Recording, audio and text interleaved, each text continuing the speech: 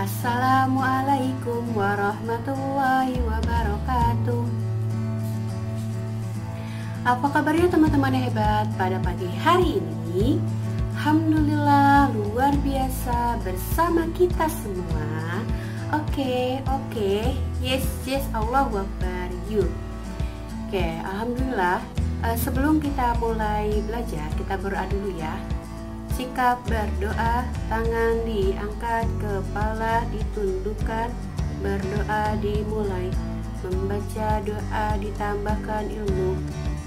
Rabbi zidni ilman warzuqni fahman. Ya Allah, tambahkanlah ilmuku dan pertinggilah kecerdasanku. Amin.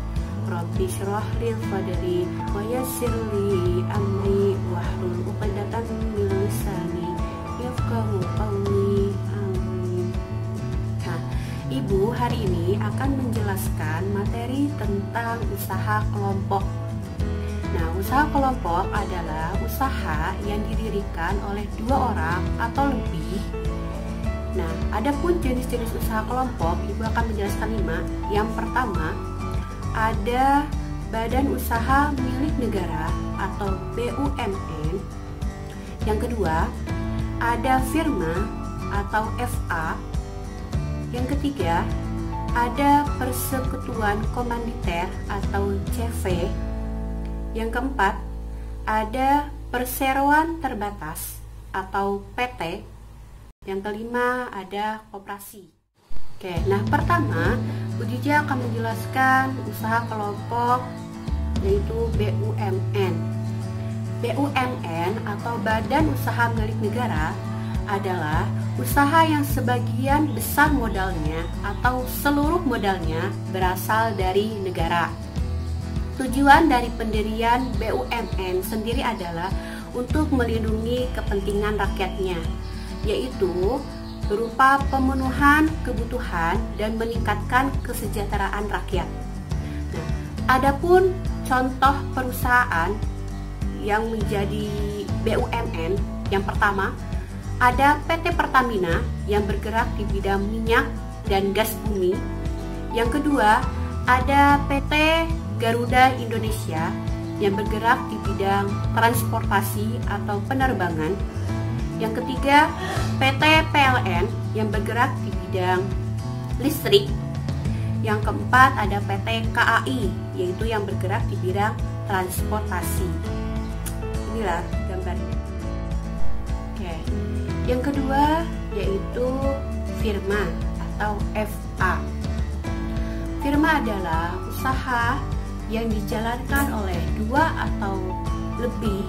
orang atau lebih yang saling mengenal dan saling percaya satu sama lain.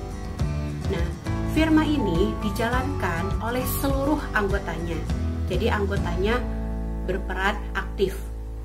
Nah, maju mundurnya sebuah firma itu ditentukan oleh seluruh anggotanya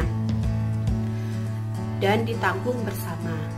Misal, ada satu anggota dari firma itu yang memiliki hutang atas nama firma, maka hutang tersebut menjadi tanggung jawab seluruh anggotanya. Seluruh anggotanya harus melunasi hutang tersebut meskipun dibayar melalui kekayaan pribadi. Nah, itu firma.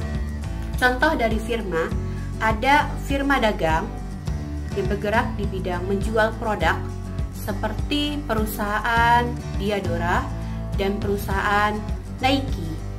Yang kedua, contohnya ada firma hukum seperti konsultan hukum atau kantor pengacara. Yang ketiga ada firma akuntansi seperti kantor akuntan publik. Nah, yang ketiga yaitu persekutuan komanditer atau CV. Nah, CV ini dikelola oleh 2 orang atau lebih yang terdiri dari anggota aktif dan anggota pasif. Anggota aktif adalah anggota yang menanamkan modal sekaligus menjalankan usaha. Sedangkan anggota pasif adalah anggota yang hanya menanamkan modal saja dan tidak ikut serta menjalankan usaha. Contoh dari CV sendiri yaitu ada CV Heri Jaya Utama, kemudian ada CV Global Energy System, dan CV Prima Agro Lancar. Nah, untuk yang keempat ada perseroan terbatas atau PT. PT itu sendiri adalah usaha yang didirikan oleh 2 orang atau lebih, yang dimana modalnya itu berasal dari penjualan saham. Nah, saham itu sendiri adalah surat berharga yang menjadi bukti kepemilikan perusahaan. Saham ini dapat diperjualbelikan kepada orang lain. Keuntungan dari PT itu tergantung dari seberapa banyak saham yang dimiliki. Semakin banyak saham yang dimiliki oleh sebuah PT, maka keuntungan yang diperoleh oleh PT akan semakin besar. Nah, pemilik PT sekaligus yang merupakan pemilik saham itu bertanggung jawab terhadap perusahaan secara terbatas. Nah, adapun contoh perseroan terbatas atau PT di Indonesia itu ada PT Penerbit Erlangga Mahameru, ada PT Telkom Indonesia, dan BNI atau Bank Negara Indonesia. Nah, yang kelima itu ada koperasi. Koperasi adalah usaha kelompok yang dikelola atas asas kekeluargaan. Nah, adapun modal dari koperasi itu sendiri berasal dari simpanan pokok dan simpanan wajib para anggotanya. Bisa juga pinjam kepada anggotanya ataupun meminjam kepada bank. Nah, simpanan pokok itu sendiri merupakan simpanan yang dibayarkan hanya 1 kali ketika mendaftar menjadi anggota koperasi. Sedangkan simpanan wajib adalah simpanan yang dibayarkan setiap bulan atau seperti iuran bulanan. Gitu.